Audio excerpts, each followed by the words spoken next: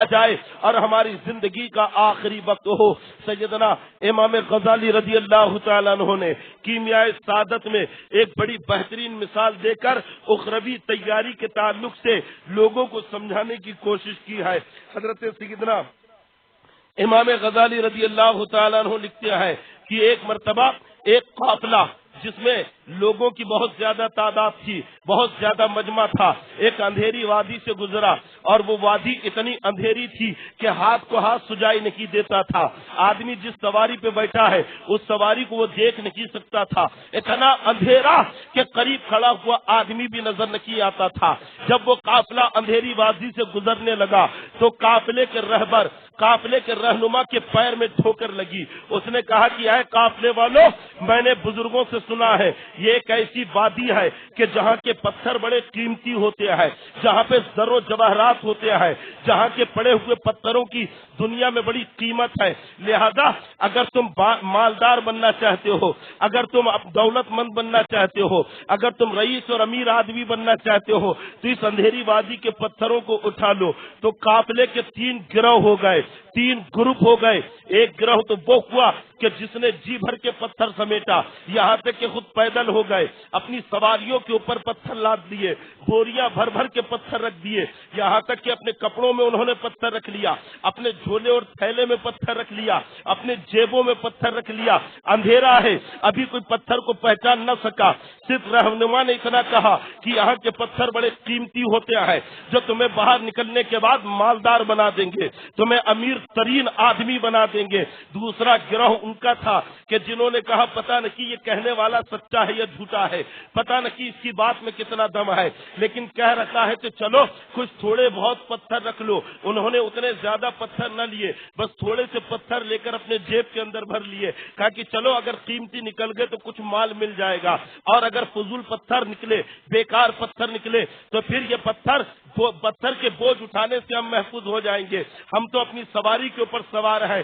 اتنا بوجھ لے جانے سے ہم بچ جائیں گے۔ اور تیسرا گروہ وہ تھا جس نے ایک کنکر بھی نہیں اٹھایا، بلکہ وہ دونوں گروہ کا مذاق کرنے لگا، اور زیادہ اس گروہ کا مذاق اڑا رکھا تھا جس نے اپنی بوریاں بھر لی تھی پتھروں سے، جس نے اپنی سواریوں کے اوپر پتھر لاد لیے تھے، اپنے جیبوں میں پتھر بھر لیے تھے۔ وہ راستے بھر مذاق اڑاتے رہے کہ تم بیکار اس آدمی کی باتوں میں آ گئے، نہ جانے اس کی بات میں کتنی حقانیت ہے، نہ جانے اس کی بات میں کتنی سچائی ہے۔ ارے تم جب اجالوں میں پہنچو گے تو تمہیں بیکار پتھروں کے سوا کچھ نہ ملے گا، یہ کالے اور بیکار پتھر ہیں، اس کی دنیا میں کوئی قیمت نہیں ہے۔ لیکن انہوں نے ان کی ایک بات بھی نہ سنی، ان کی باتوں پر دھیان نہ دیا، بلکہ سفر طے کرتے رکھے۔ جب کافی دنوں کے بعد ان کا سفر ختم ہوا ہے اور وہ اندھیر وادی سے نکل کے اجالے میں پہنچے ہیں، اور جب دن کے اجالے میں سورج کی روشنی میں انہوں نے پتھروں کو دیکھا ہے تو ان کی آنکھیں خیرہ ہو گئی۔ واقعی بڑے قیمتی پتھر تھے،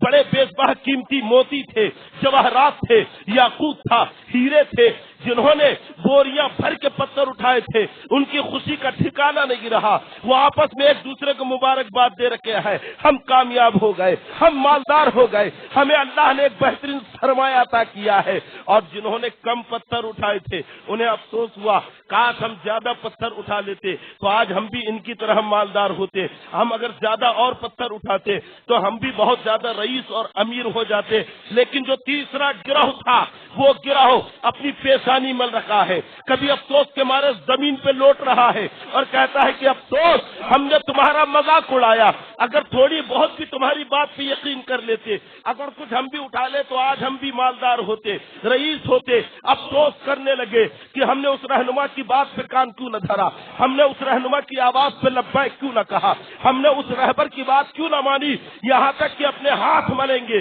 پیشانی ملیں گے، لیکن سوائے افسوس کے کچھ نہ ملے گا، کیونکہ اندھیری وادی تو جا چکی ہے جہاں بغیر رہنما کے کوئی جا نہیں سکتا ہے، کافی دور وہ نکل چکے ہے، خزانے کی وادی دور رہ چکی ہے، مالدار بنانے والی وادی دور رہ چکی ہے۔ اب وہ افسوس میں اپنی پیشانیاں رگڑ رکھے ہیں، اپنے ہاتھوں کو مل رکھے ہیں۔ سیدنا امام غزالی رضی اللہ تعالیٰ عنہ فرماتے ہیں کہ وہ جو اندھیر وادی تھی وہ دنیا تھی، اور جو رہنما ہے وہ مصطفیٰ جان رحمت صلی اللہ تعالی علیہ وسلم ہے، وہ احمد مختار ہے، وہ سارے نبیوں کا سردار ہے، اور وہ جو قیمتی پتھر ہے وہ یہ دنیا کی نیکیاں ہے، وہ نمازوں کے جواہرات ہے، وہ ہیروں کے گوہر ہے، وہ صدقہ خیرات کے موتی ہے۔ غرب کے اللہ کے نبی صلی اللہ علیہ وسلم نے فرمایا کہ دنیا کی اس تاریکی میں جو جتنی نیکیاں اکٹھا کرے گا، جو جتنا ثواب کمائے گا، کل قیامت کے دن جب وہ آخرت کی روشنی میں نکلے گا،